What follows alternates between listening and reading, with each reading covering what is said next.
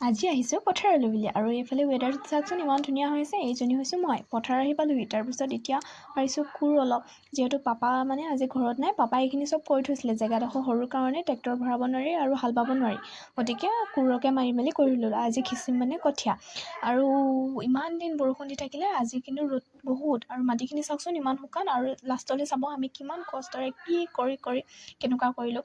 আৰু মাজতে ভাইটি এটাই লিচু পাৰি আছিলে, মোৰ খাবলৈ মন গ'ল, আনি এটা ঘপককৈ খাই ল'লোঁ।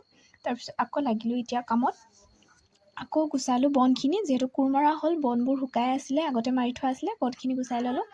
তাৰপিছত এতিয়া ইয়াত দিম পানী, আৰু পানী আনি এয়া চাওকচোন মটৰৰ পৰা পানী হেৰি কৰিবলগীয়া হৈছে, যিহেতু মানে ইমান ৰ'দটো দেখিছে, আৰু কেনেকুৱা মাটিখিনি বোকা কৰিলোঁ। এইফালে ধান সিঁচি আছে বৰ্তাজনক মাতিলোঁ, আৰু এয়া মোৰ অৱস্থা চাওক শেষলৈ, ইমান বোকা পূৰা বোকা ঘামি দেখিছে। আৰু আজি ভিডিঅ'টো ইমানেই। Thank you, bye by.